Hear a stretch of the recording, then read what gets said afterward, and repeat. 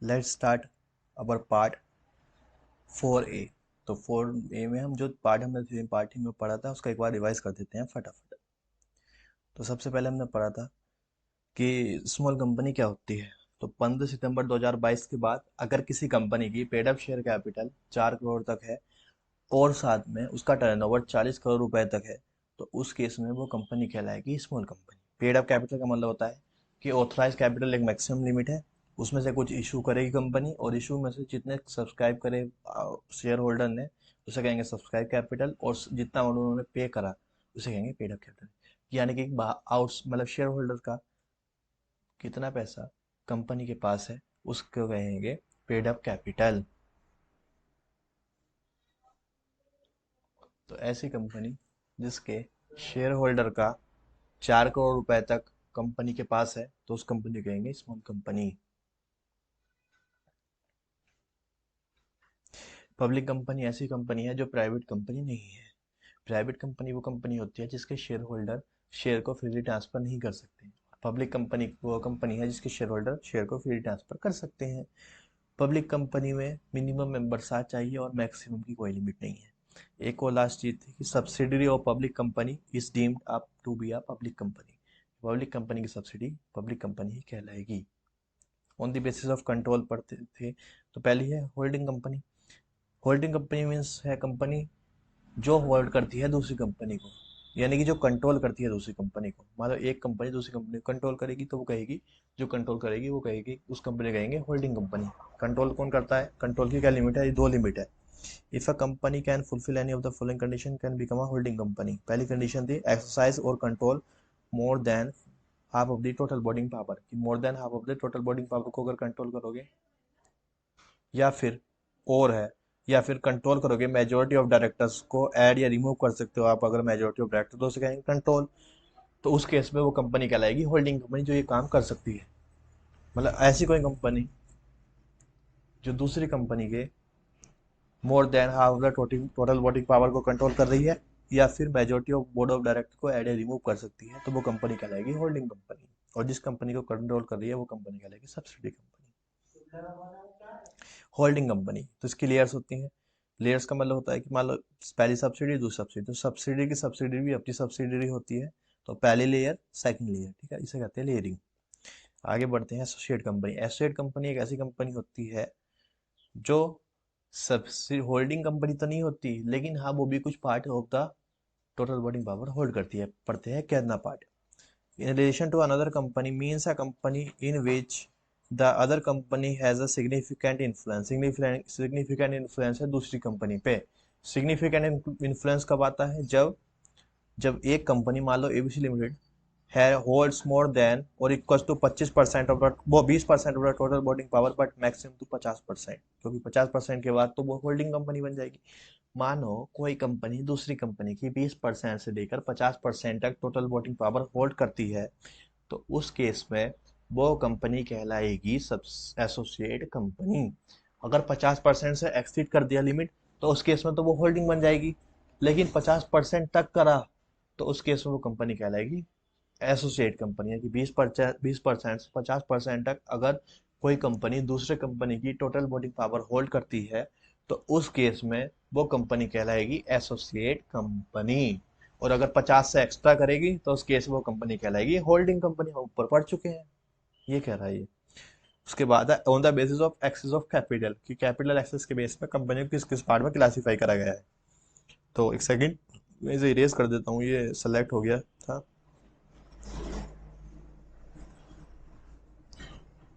ठीक है ना। तो हम पढ़ते हैं on the basis of access of capital. तो कैपिटल एक्सेस के बेस पर हम सबसे पहले करेंगे classify listed company. Listed company ऐसी कंपनी होती है जो किसी एक रिकॉग्नाइज स्टॉक एक्सचेंज में लिस्ट है भारत के अंदर। तो लिस्टेड कंपनी उस कंपनी कहेंगे जो किसी एक रिकॉग्नाइज स्टॉक एक्सचेंज में लिस्टेड है। एग्जाम्पल, दो एग्जाम्पल है जो मोस्ट पॉपुलर मतलब मेजोरिटी बच्चों को पता होते हैं। एक तो नेशनल स्टॉक एक्सचेंज एनएससी, एक बॉम्बे स्टॉक एक्सचेंज पीएससी। ठीक। तो ऐसी कंपनी जो किसी रिकॉग्नाइज स्टॉक एक्सचेंज के पास लिस्ट है उसे कहेंगे लिस्टेड कंपनी। पढ़ लेते हैं। Section 2 sub section 52 of the companies act 2030 कहता है it is a company which has any of this security listed to any recognise stock exchange. ठीक है ना, कि ऐसी कंपनी जिसकी सिक्योरिटी किसी रिकॉग्नाइज स्टॉक एक्सचेंज पे लिस्ट है उसे कहेंगे listed company.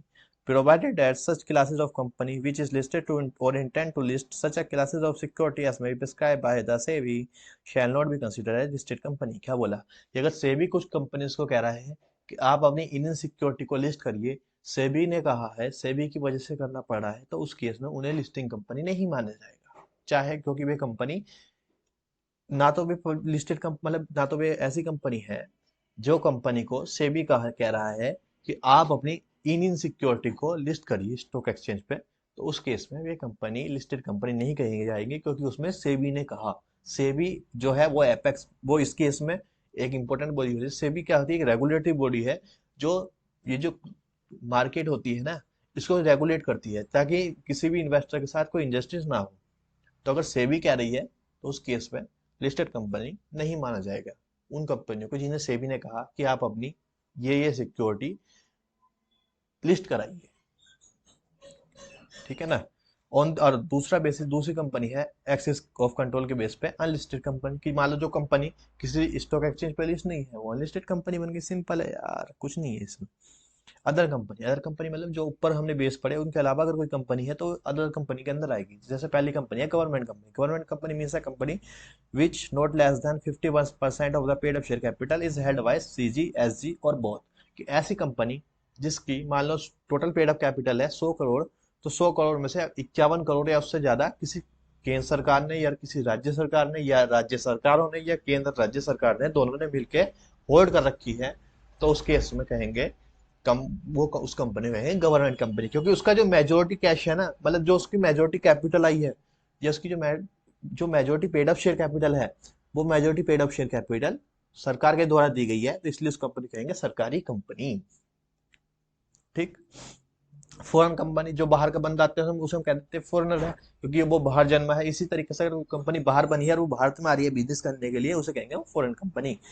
Foreign company means any company और body corporate incorporate outside India, जो इंडिया के बाहर बनी है, and which have a place of business in India, और वो भारत में बिजनेस कर रही है, चाहे खुद करे चाहे अपने एजेंट के थ्रू करे या इलेक्ट्रॉनिकली करे, उससे फर्क नहीं पड़ता। कंडक्ट एनी बिजनेस, अगर कोई बिजनेस कंडक्ट कर रही है या इन एनी अदर फॉर्म, तो उस केस में भी उसे कहेंगे फॉरेन कंपनी। सेकंड कंपनी थी company incorporated for charitable purpose, कि अगर कोई कंपनी चैरिटेबल पर्पस के लिए बनी है तो उस कंपनी को कहेंगे सेक्शन 8 कंपनी। अब चैरिटेबल पर्पस में क्या क्या आता था? Commerce, art, science, sport, education, research, social welfare, religion, charity, protection and environment, ठीक है ना। तो ये सब चीजें आती थी, ये है। और साथ में ईटीसी है, तो ईटीसी का मतलब होता है इन जैसा और कोई भी ऐड हो सकता है इसके अंदर। Such company can apply profit in the promotion of objective, तो जो सेक्शन 8 कंपनी है वो अपने प्रॉफिट को सिर्फ अपने ही ऑब्जेक्टिव के प्रमोशन में लगा सकती है, मतलब ऐसी कंपनी अपने मेंबर्स को डिविडेंड नहीं दे सकती। ठीक। Power of CG to issue है लाइसेंस, तो जो सेक्शन 8 कंपनी, आपने अभी तक कितनी कंपनी पढ़ी? किसी भी कंपनी में ये नहीं था कि इस कंपनी को बनाने के लिए आपको सीजी की अप्रूवल चाहिए, लेकिन सेक्शन 8 कंपनी एक ऐसी कंपनी है जिसे बनाने के लिए सीजी की अप्रूवल लगती है। सीजी अप्रूवल तब देगा तब उसे लगे जब उसे लगेगा कि हाँ कंपनी ने सारी कंप्लायंस को फॉलो कर दिया, तो उस केस में सीजी अप्रूवल दे देगा। सीजी की अप्रूवल मिलने के बाद सीजी लाइसेंस दे देगा, लाइसेंस मिलने के बाद सीजी का रजिस्ट्रार उस कंपनी को रजिस्टर कर लेगा अपने पास, और उसके बाद वो सिर्फ सेम प्रिविलेज उठाएगी जैसा एक प्राइवेट लिमिटेड या लिमिटेड कंपनी उठाती है। Revocation of Y licence of CG, देखो मान लो आप अगर मुझे कार दे रहे हो तो वो कार वापसी लेने का अधिकार भी तो आप ही के पास है ना। अगर मान लो आपने कंसिडरेशन के बिना दिया है, आपने मुझे एक कार दे दी ऐसी गिफ्ट मान लीजिए या कुछ भी मान लीजिए, आपने मुझे कैसे कार दे दी कहीं ले जाने के लिए, और फिर उसे वापसी मांगने का अधिकार किसका है? आप ही का। तो ऐसे ही लाइसेंस जिसने दिया है उसे वापस मांगने का, उसे रिवोक करने का अधिकार भी उसी का होता है जिसने दिया है। तो सीजी लाइसेंस दिया है तो सीजी के पास ये अधिकार है कि वो उस लाइसेंस को वापसी अपने पास मंगा सके। तो उस केस में क्या होता है कि सीजी लाइसेंस मंगाई थी कब है? जब मान लो आपने मुझे कार दी, मैं आपकी कार का दुरुपयोग कर रहा हूँ, आपकी कार रेस में भगा रहा हूँ, तोड़ रहा हूँ, फोड़ रहा हूँ, तो आप कहेंगे नहीं भाई माफ कर, गलती हो गई, आगे से तुझे अपनी कार नहीं दूंगा, मेरी कार मुझे वापसी कर दे। इसी तरीके से जब कोई कंपनी गलत काम कर देती है, कोई चीज इलीगल करती है, तो गवर्नमेंट ये कहती है नहीं जी हमारी गलती हो गई, आपने आपको लाइसेंस दिया, आप हमारा लाइसेंस वापसी कर दीजिए, हम आपका लाइसेंस कैंसिल कर रहे हैं, अब आगे से आपको लाइसेंस नहीं मिलेगा। तो company contravene any requirement of the conduct in this section to which license issue where the affairs of the company are conduct fraudly, कोई गलत काम कर रहे हैं, वायलेंट कर रहे हैं, कोई ऐसी चीज जो पब्लिक को नुकसान दे रही, कोई भी कंपनी ऐसी चीज कर रही है ना सेक्शन कंपनी जो पब्लिक को नुकसान देगी, तो उसके इसमें जो गवर्नमेंट है वो उसका लाइसेंस कैंसिल कर देती है। ठीक। रिवोकेशन लाइसेंस कर देगी, लाइसेंस कैंसिल कर देगी, उसके नाम का आगे लिमिटेड या प्राइवेट लिमिटेड लगा देगी, ठीक। लेकिन ऐसा करने से पहले देखो भारत के अंदर क्या है कि आप जब भी कोई दोषी है तो वो दोषी कोर्ट में प्रूफ करना पड़ता है, करते हैं नहीं कोर्ट में प्रूफ, उसे एक अपॉर्चुनिटी ऑफ बीइंग हियर्ड मिलती है। इसी तरीके से सीजी भी कंपनी को एक अपॉर्चुनिटी ऑफ बीइंग हियर देगी। सीजी कहेगी कि हमको ये लग रहा है कि आप गलत हो, आप प्रूव कर दो कि आप गलत नहीं हो, तो हम आपका लाइसेंस कैंसिल नहीं करेंगे। अगर आप नहीं प्रूव कर पाए कि आप गलत नहीं हो तो हम आपका लाइसेंस कैंसिल कर देंगे, ठीक। तो रिवोकेशन भी करती है सीजी।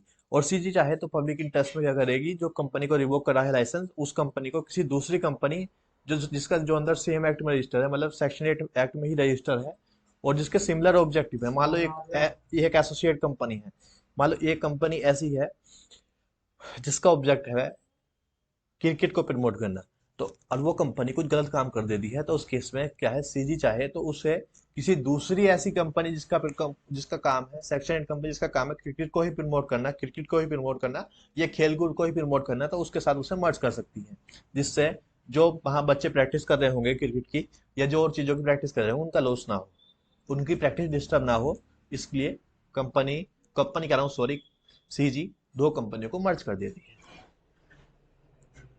पेनल्टी देख लेते हैं कि मान लीजिए अगर कंपनी ने डिफॉल्ट करा है तो उस केस में कंपनी की पेनल्टी होती है 10 लाख से लेकर 1 करोड़ रुपए तक। और मेंबर या वो मेंबर कह रहा हूँ, कोई डायरेक्टर या ऑफिसर जिन्होंने डिफॉल्ट में इन्वॉल्व है, ऐसा नहीं कि कोई ऑफिसर या डायरेक्टर डिफॉल्ट में इन्वॉल्व नहीं है तो उस पर भी लगेगी, नहीं।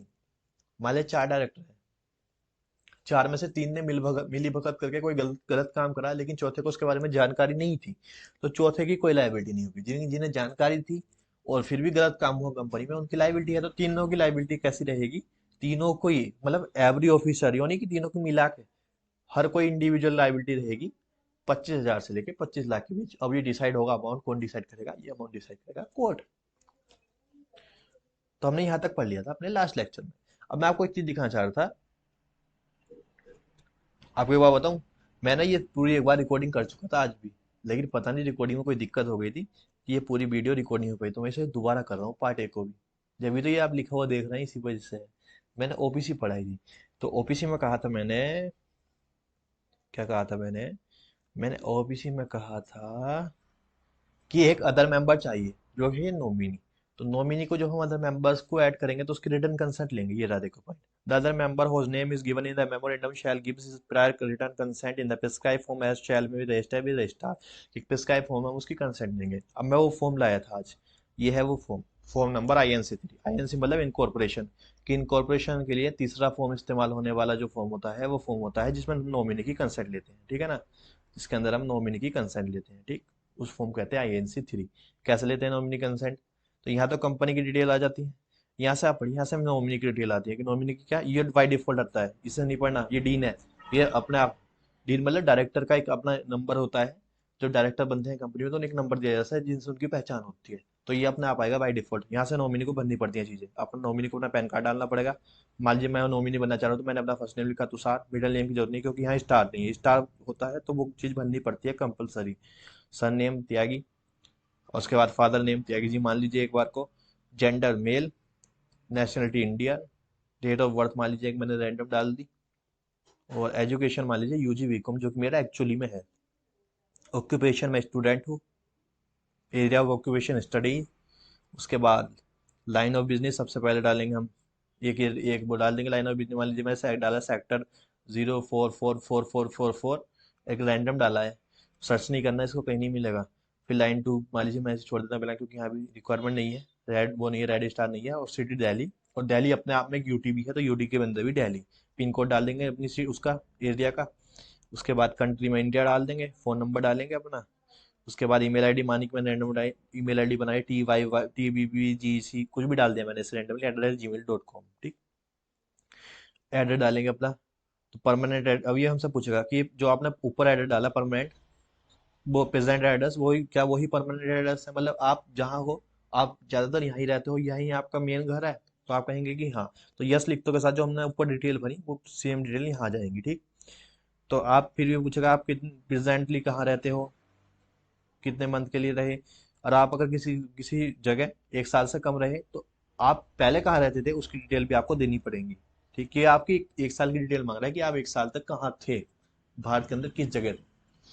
फिर आपके पास proof of identity, Aadhaar card लगा दीजिए, पैन कार्ड तो आप ऊपर लगा चुके, आधार कार्ड लगा दीजिए, ड्राइविंग लाइसेंस लगा दीजिए, और कोई अगर आपके पास ऐसा कार्ड है तो आप वो कार्ड भी लगा सकते हैं। रेसिडेंशियल प्रूफ यही बनता है कि आप किस जगह के निवासी हैं, इसे कहते हैं निवास पत्र। तो निवास पत्र भी आपको यहाँ नंबर डालने पड़ेंगे। उसके बाद लिखेंगे I have surely declare that I M an Indian citizen. ये मैंने ओल्ड डाउनलोड करा, तो अब जो आप ओपन करेंगे वहाँ आएगा वेदर रेसिडेंट ऑफ इंडिया और अदरवाइज। ये मैंने ओल्ड डाउनलोड करा था, नया मिला नहीं था, तो यहाँ आपको दिक्कत नहीं, आप इसे इग्नोर करिए। And I have not been contravene any of the offense in the connection with the promoting formation managing of a company or LLP and has not been found guilty or of any fraud or missense or misfence or any breach of duty or any company under company act और LLP। मतलब कुल मिला के कहता है कि मैं एकदम साफ सुथरा बंदा हूँ, मैंने कोई आज तक फ्रॉड नहीं करा या आज तक कोई गड़बड़ नहीं करी कंपनीज एक्ट के हिसाब से या LLP के एक्ट के हिसाब से। ठीक, कब कब तक से गड़बड़ नहीं करी, लास्ट 5 ईयर, ये नहीं कि कभी नहीं करी। मान लीजिए 5 साल से पहले करी थी और अब आप नॉमिनी बनना चाह रहे हैं तो बन सकते हैं कि अगर मैंने पिछले 5 साल में कोई गड़बड़ नहीं करी है। ठीक, I further has declare that I am not a nominee in other OPC. अब ये क्यों बोला, क्योंकि मैंने ये देखो मैंने ऊपर बताया था, एक सेकेंड, क्या बोला था मैं कि the member of OPC at, नहीं ये नहीं, ये था no person shall be eligible to incorporate more than one OPC और become nominee in more than one OPC, क्योंकि लॉ ने ही मना करा है कि आप एक से ज्यादा ओपीसी के नॉमिनी नहीं बन सकते। इसलिए फॉर्म के अंदर भी ये बात है कि वो डिक्लेयर कर रहा है, यानी कि मैं डिक्लेयर कर रहा हूँ कि हाँ मैं इसके अलावा किसी और ओपीसी में नॉमिनी नहीं हूँ। कंपनी, ठीक है ना, and I shall eligible to certain specific limit, जो लिमिट जो स्पेसिफिक लिमिट वो 120 दिन वाली अगर चेक करनी है तो वेदर चेक करनी है तो मैंने वही फुलफिल कर दी विद द प्रेजेंट पीरियड। ठीक है ना, I undertake that I am a person nominee me sorry I undertake that the person nominating me, यानी कि जिसने मुझे नॉमिनी बना रहा है यानी कि मेंबर में without my may withdraw my nomination without my consent, कि जो मुझे नॉमिनी बना रहा है वो मेरी इच्छा के बिना भी मुझे हटा सकता है नॉमिनी पद से। ये लाइन भी को जोड़ी, इसके मैंने एक हाईलाइट कर रखा है, देखिए ये लाइन इसलिए जोड़ी, the member of OBC at any time change the name of the nominee of other person by giving the notice to CG, क्योंकि नॉमिनी मेंबर के पास अधिकार है कि वो किसी भी टाइम नॉमिनी बदल सकता है, इसलिए उसके नॉमिनेशन फॉर्म में भी ये चीज लिखता है, नॉमिनी एग्री कर रहा है कि हाँ मेंबर्स के पास ये अधिकार रहेगा कि वो मुझे किसी भी टाइम हटा सके। ठीक है ना, और यहाँ उसका फिजिकल सिग्नेचर आ जाएगा या नॉमिनी की डिटेल आ जाएगी, डेट और प्लेस कहाँ से भरा, और ये कुछ चीजें ऐड करनी पड़ेंगी क्योंकि डिटेल हमने ऊपर भरी है। देखो पैन कार्ड सबसे ऊपर लगाया था तो उसकी कॉपी लगा देंगे, जिससे डिपार्टमेंट वेरीफाई कर ले कि हाँ ये बंदा जेन्युइन है। प्रूफ ऑफ आइडेंटिटी लगानी पड़ेगी, उसके ऊपर डिटेल भी ऊपर भर दी, मान लो आधार कार्ड की डिटेल भरी, आधार कार्ड नंबर डाला तो आधार कार्ड की कॉपी भी लगानी पड़ेगी। उसके बाद निवास पत्र लगाया तो निवास पत्र की कॉपी भी लगानी पड़ेगी, और उसके बाद लगा देंगे चेक फॉर्म, ताकि फॉर्म डिपार्टमेंट के पास पहुंचे और वो वेरीफाई करे। तो ये था पार्ट ए, इसके बाद हम रिकॉर्ड करेंगे अपना पार्ट बी और आगे की बात करेंगे अपने पार्ट बी में।